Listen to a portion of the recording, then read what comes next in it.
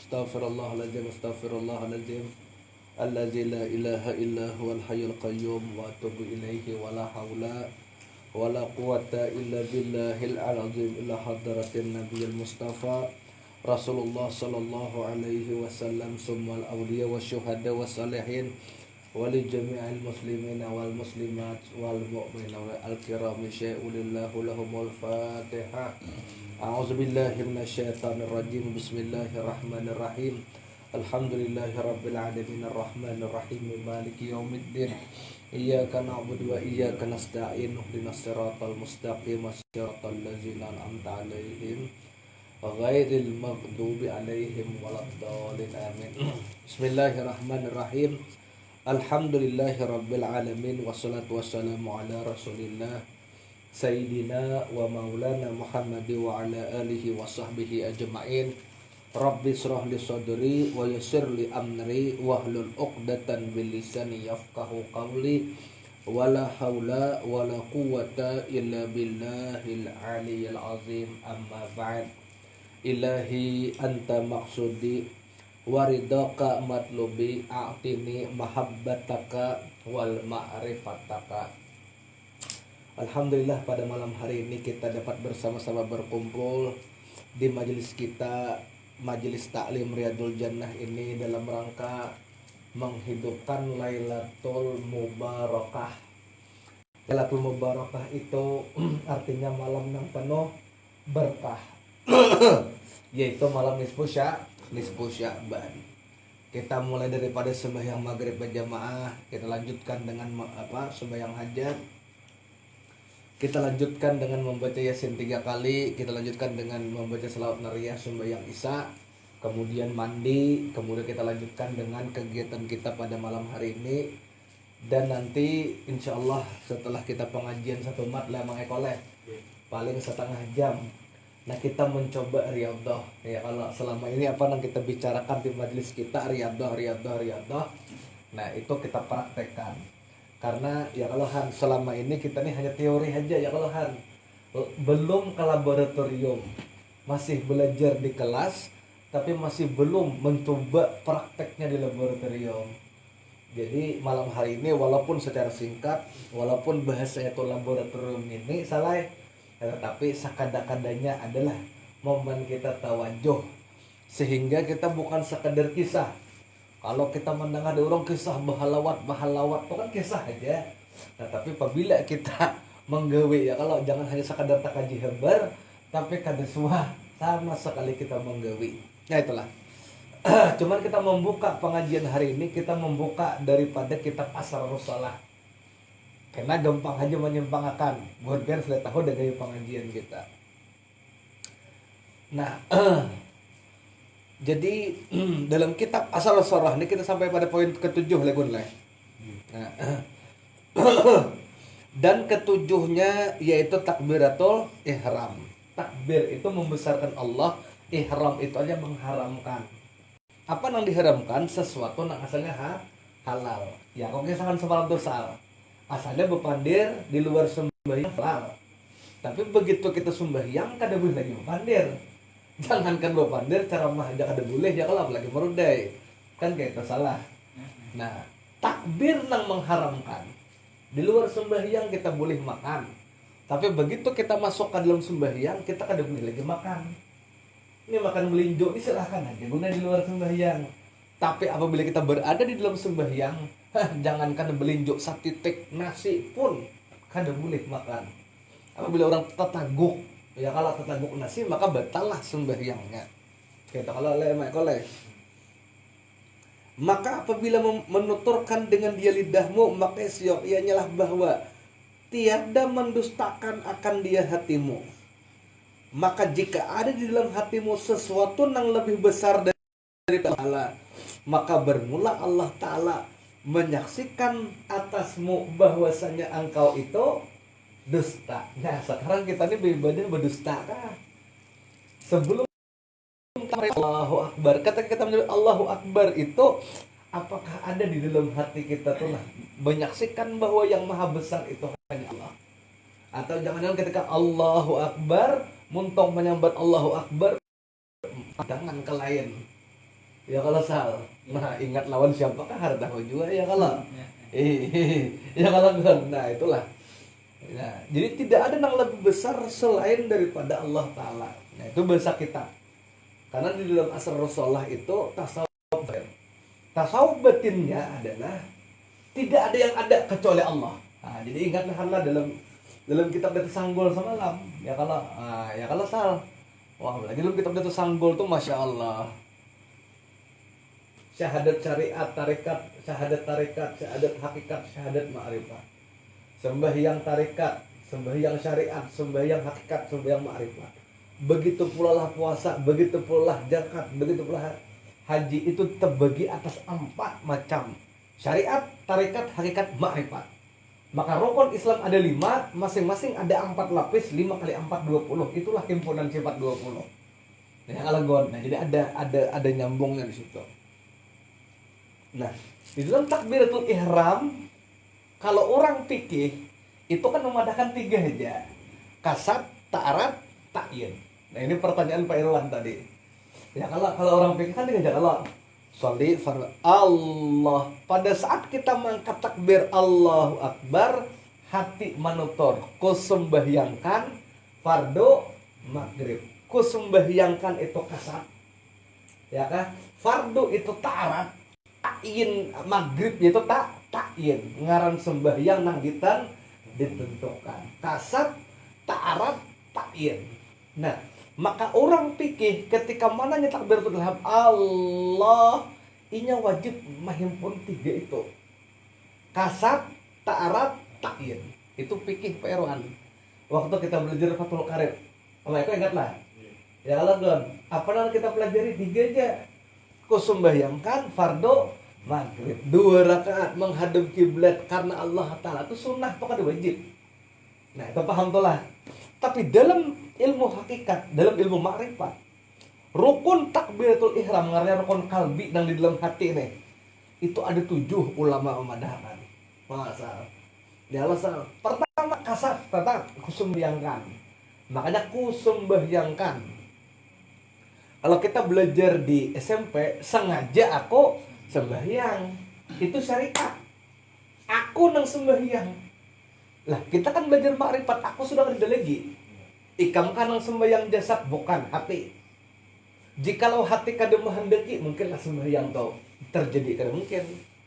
Awak sehat, jakanya aku sehat, bukan jakanya aku sehat, hati nang menghendaki. Ya kalau betapa banyak orang nang sehat, hatinya kada menghendaki, sembahyang jakanda, ya Allah. Insya Allah saya tahadangi pohon bungor kawan. Ya Allah.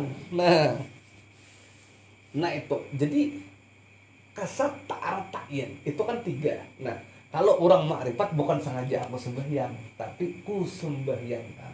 Ikam kan jasa sembahyang lain hati. Ikam ke hati, gertek hati itu kadang mungkin ada. Kalau kada roh, ikam karo rasa hendak sembahyang, rasa nah hendak sembahyang. Rasa itu wala ra'at wala uzunat, kada kau dilihat, kada kau didengar, itulah rasa hakikatnya dia. Itu minggu tadi dah. Nah, tapi kalau orang tasawuf kada. Ya kalau setelah kasat, ta'arat, ta'yin nang keempat apa? Ihram. Tadi makan nang halal. Setelah itu apa? Mi'raj, naik. Proses nih merasukakan Tuhan nih. Ya kah? Munajat, merasakan kelezatan takbir. Hanyar tabadil, tak ganti. Bukan aku lagi. Bukan Erpin lagi. Erpin kada sembahyang. Nang sembahyang maktinya. Bukan Rehan lagi. Rehan kada sembahyang. Nang sembahyang bang dia. Berarti pertanyaannya, kalau sudah tabadil itu kan tak ganti salah. Ya kalau nang mangkat takbir kodrat Allah nih secara bawahnya dahulu. Hakikat kodrat Allah itu ya Allah juga. Nang mengucap sifat kalam Allah, hakikat sifat kalam itu ya Allah juga.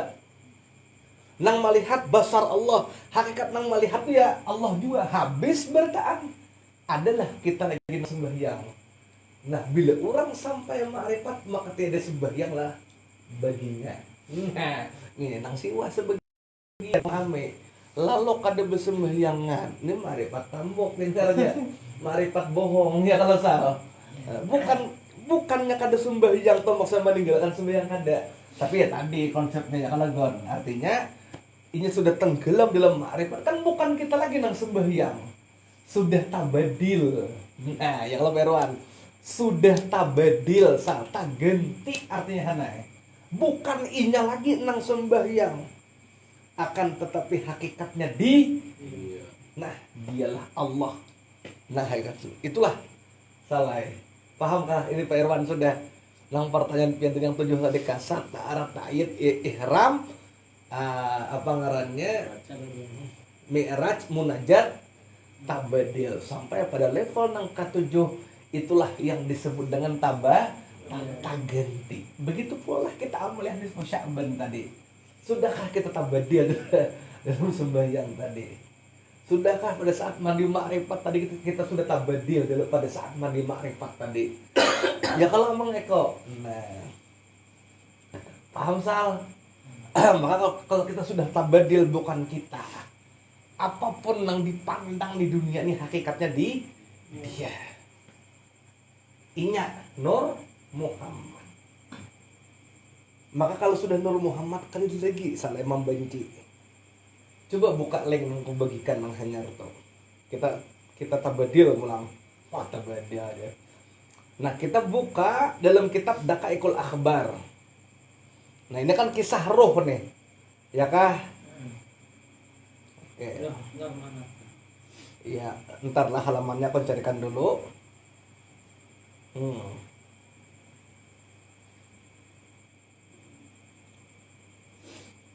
Oke, kita mulai pada halaman 2 dalam kitab Daqaiqul Akhbar. 2.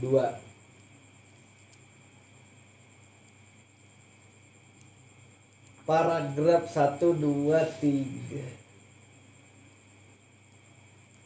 Oh, bukan halaman 2, Sal.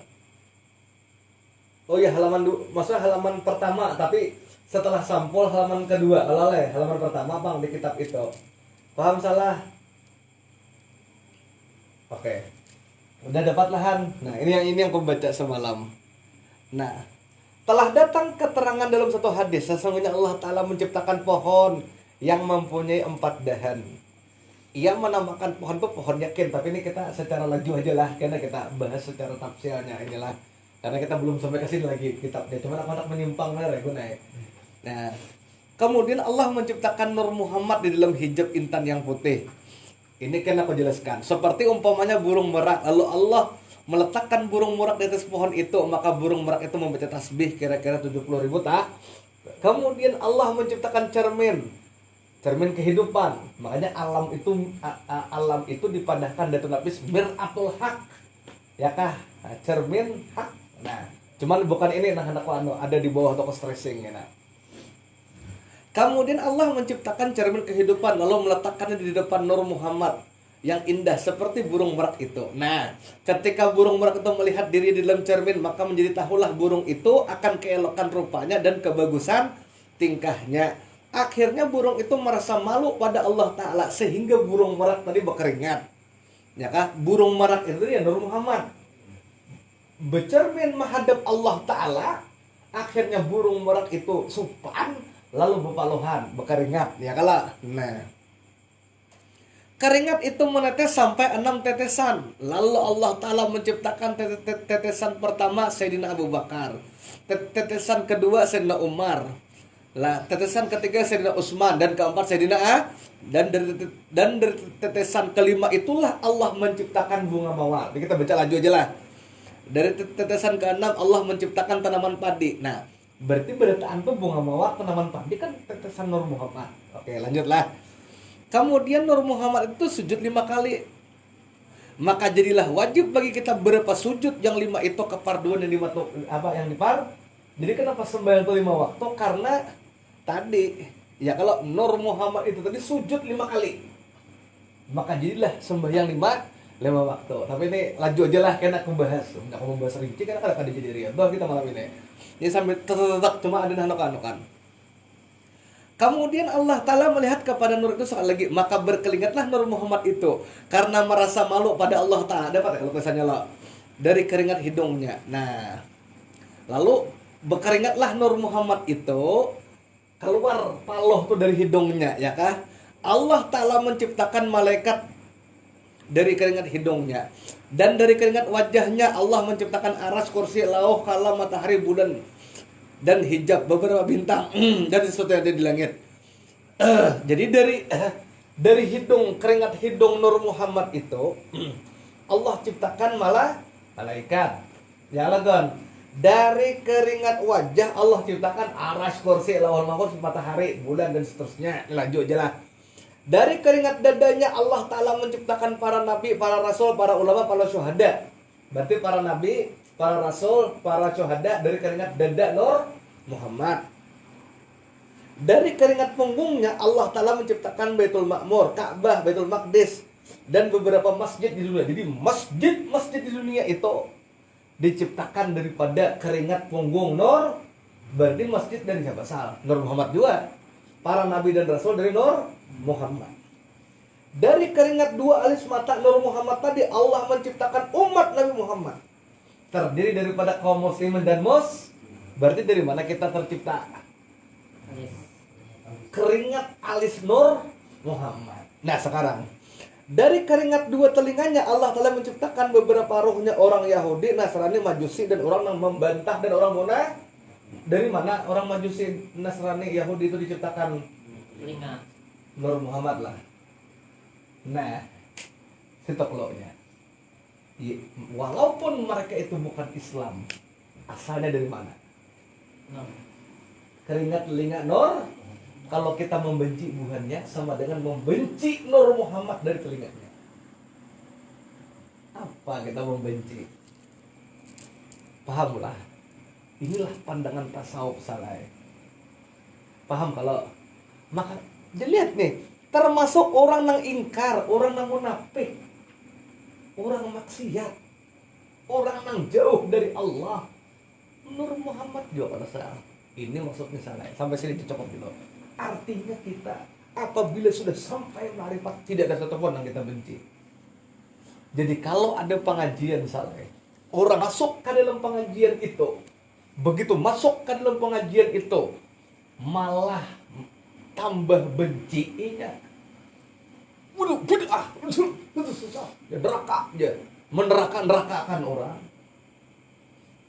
Salah. Maka itu salah masuk pengajian. Paham Ustaz? Inilah kok orang mengaji tasawuf itu toleransinya luar biasa. Berapa kita membenci lagi?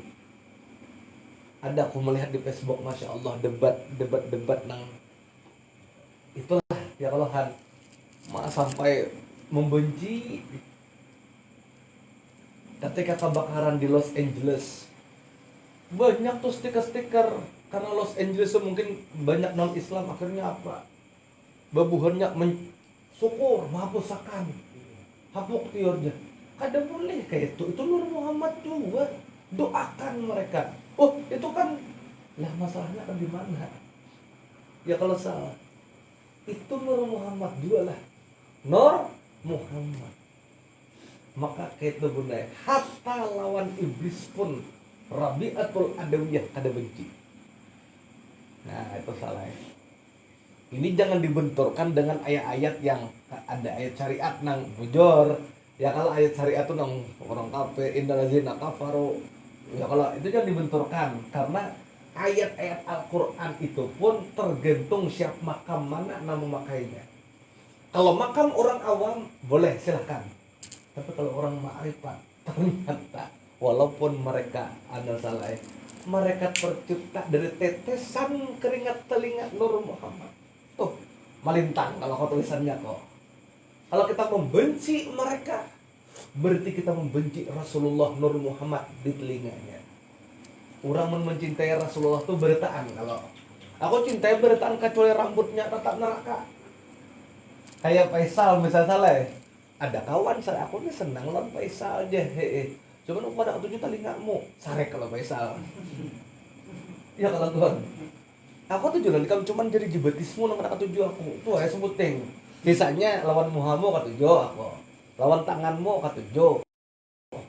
Nah, itulah Nah maka nggak kayak ini kadang-kadang terjadi pertentangan kok antara ulama ahli tasawuf dan ulama fikih. Kalau fikih jelas ayatnya, wah banyak ayat Quran. Misalkan khatamallahu ala qulubihim wa ala syam'ihim wa ala absarihim gisawatu wa lahum azabun. Ditutup matanya, telinganya, ya kalau sehingga inya mendapatkan azab yang nyata. Ya kalau dalam fikih itu jelas dah. Nah, tapi kalau dalam tasawuf ya kalau buat juhudul kasrah bil wahdah. Makanya ingatlah di dalam kitab Darun Nafis yang pertama ada satu perkara yang secara zohirnya itu baik, tapi hakikatnya baik pula, seperti amal soleh. Ya kalau orang sembahyang, orang beribadah, orang berzakat, orang dermawan, itu secara zohir baik, tapi hakikatnya bagus juga. Kalau nah sebaliknya dalam kitab Darun Nafis dikatakan kalau kok ada orang yang secara zohir jelek, kada baik, tapi hakikat di dalamnya baik, berarti hakikat baik berarti ya sebenarnya maksiat. Fir'aun tuh kawalah inya bergerak seorang menjelmi Nabi Musa kalau bukan karena af'al Allah. Allah yang menggerakkan Fir'aun. Kada Fir'aun bergerak seorang aja, itu justru syirik, berarti menganggap ada sesuatu yang bukan ciptaan Allah. Ya kalau ada sesuatu yang di luar ciptaan Allah, sekadang-kadangnya gerakan Fir'aun itu bukan ciptaan Allah, itu kan malah syirik kok. Wallahu khalaqakum wa ma ta'malun. Nah, kalau pandangan hakikat tidak ada yang dibenci, Pak Erwan. Paham nggak tuan? Karena beretaan asal kejadiannya daripada Nur Muhammad nang tadi asalnya daripada zat wajibul wujud nang proses burung merak tadi tuh. Mun kita itihi kok ya kayak aku jelaskan juga apa istilahnya tuh. Ketika Amang Eko jadi sutradara misalkan, ya kalau ada peran protagonis, ada peran antagonis. Bisa jadi nang jahat dapat piala citra. Karena hakikatnya kan gawian sutradara. Ya kalau justru orang ikamlah perannya antagonis, tiba-tiba ini kada becus. Ika memerankan antagonis kurehing bagi kisahnya.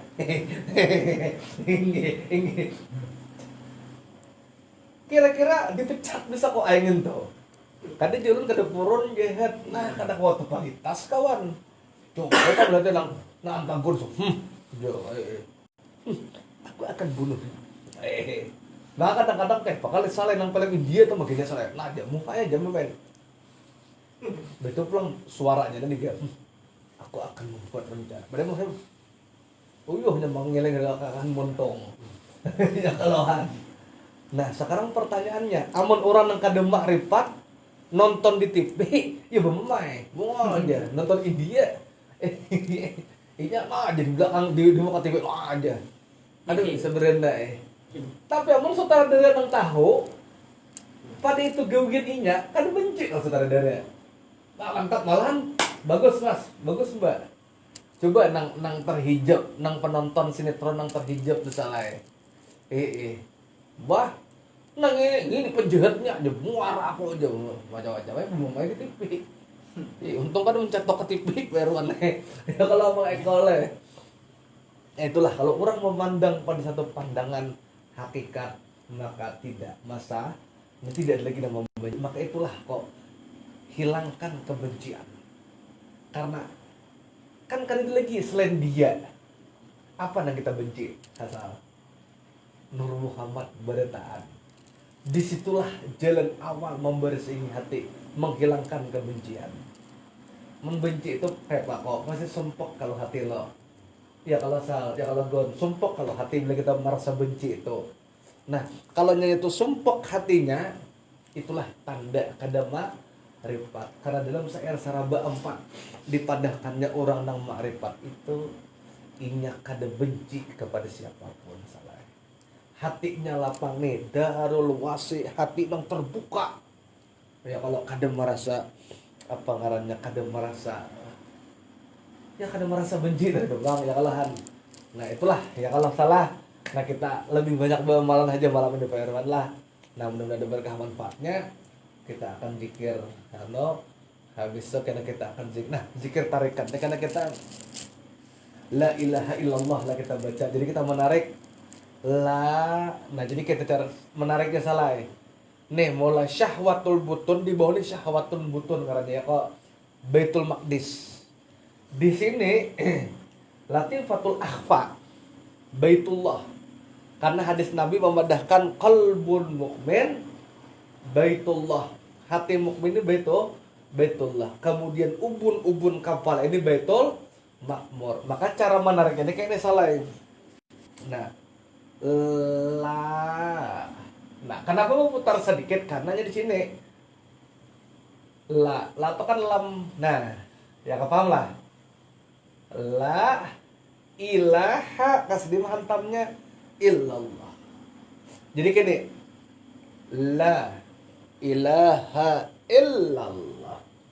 La ilaha illallah. Paham ya kalau? Nah, menarik 3 arash. Nah, ini kan arash. Ada istawa lah. Ini arash nih arash pada diri kita. Oke, salah, paham salah. Nah, ya kalau Pak Irwan. Jadi cara untuk itu la, ya kah? Set, ini putar sedikit di sini. Putar sedikit karena lam itu kan berputar, ada hu jadi di dalam lam itu. La, ya kalau ilaha illallah. Nah, jadi memainkannya la ilaha illallah. La ilaha illallah. Pada saat kita memainkan pola itu sambil merasakan Nur Muhammad. Nah, orang bisa pindah tadi itu. Oke, nah, setelah itu kita akan riyadhah. Riyadhah tuh berenai aja, ya mungkin 5 menit. Ilat angkat ke atas, ya. Gigi rapatkan, untung. Tarik napas ho keluar Allah. Tarik napas ho keluar Allah. Kena pulang tarik napas ho di hidung, keluarkan di muntung Allah. Kena pulang ganti tarik napas di muntung, keluarkan di hidung. Menarik napas itu ho, keluarnya di hidung Allah. Tapi kan saya udah sakit aja. Itulah hakikat di dalam hati. Paham enggak lo? Paham enggak? Aduh gitu lah. Kenapa biasa aja. Cuman paham dah, masuk ho keluar Allah. Ya. Cukup sampai di sini dulu lah. Asal selama kita udah dapat manfaatnya. Kita berokok dulu sabillah masing-masing. Ternyata hanya kita meriabahkan. Assalamualaikum warahmatullahi wabarakatuh.